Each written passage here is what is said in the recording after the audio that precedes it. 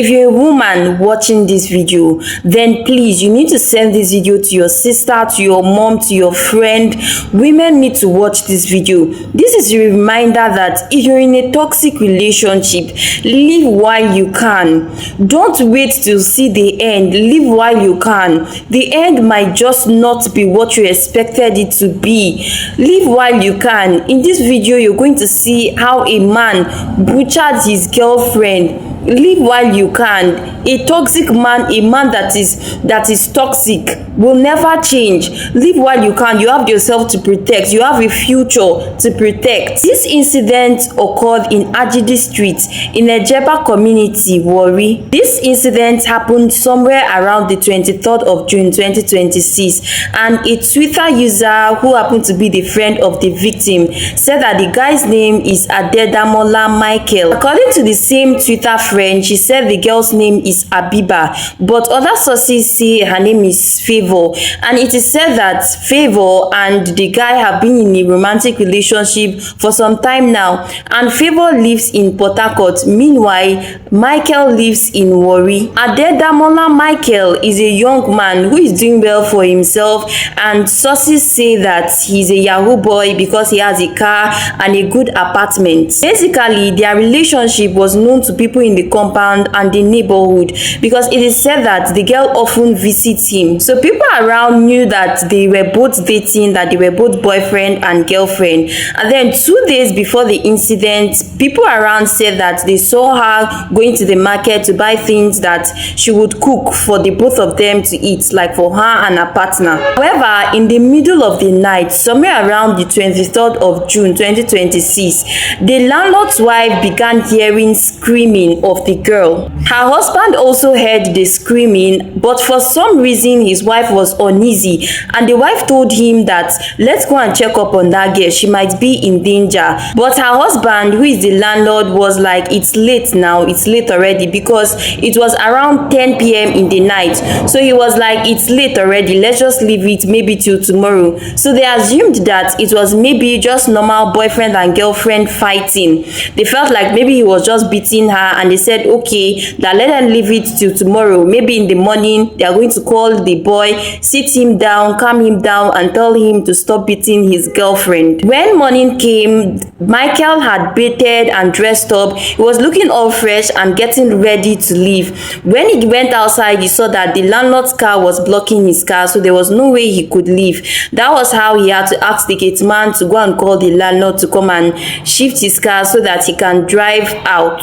And I think this was where his cover blew up. Like, this was where his plan failed, because when the gate man went to the landlord's house to tell him, sir, your car is blocking your tenant's car and he wants to drive out, it was said that it was not the landlord that came out but his wife, and the wife still had those screamings in her head. Like, she was still uneasy. She still had those screams that she heard the previous night in her head. She felt like something was wrong. So the moment she saw Michael, she felt like it was more like she could see through him.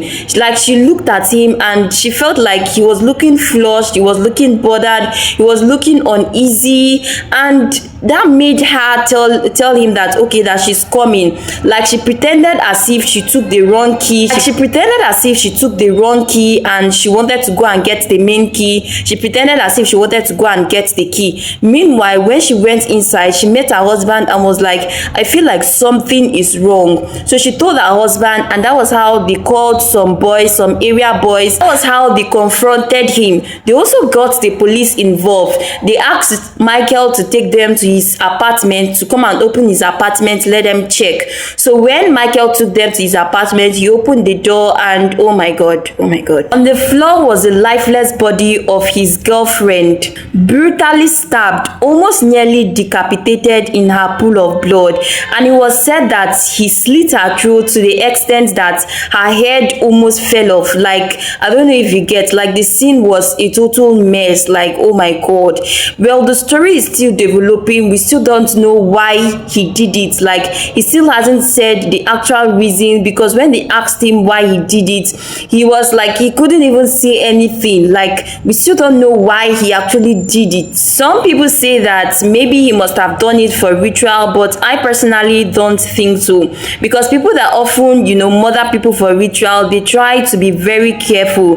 Like, they try to be very, very careful. But with the kind of mess like going on there, I don't think it was actually for ritual. I feel like it's a case of infidelity. Maybe he must have checked her phone and then something made him angry. I don't really know, but no one can tell the actual reason why he did it. And the fact that after doing it, he left the whole place in mess, trying to get away, if not that the landlord's wife caught him, he actually showed that he must have done it out of anger, because he was looking scared, he was looking bothered. So it seemed like he did it out of anger and later regretted doing it. The part that pains me the most is the fact that it was said that Habiba was on a phone call with her friend, the friend that made the Twitter post, that she was on a phone call with her. She was crying and telling her friend that her boyfriend is going physical, like her boyfriend was already, you know. The Twitter post that was made by this very friend is very heartbreaking, because the girl was like, this was not the plan. We planned to graduate, to travel around the world together.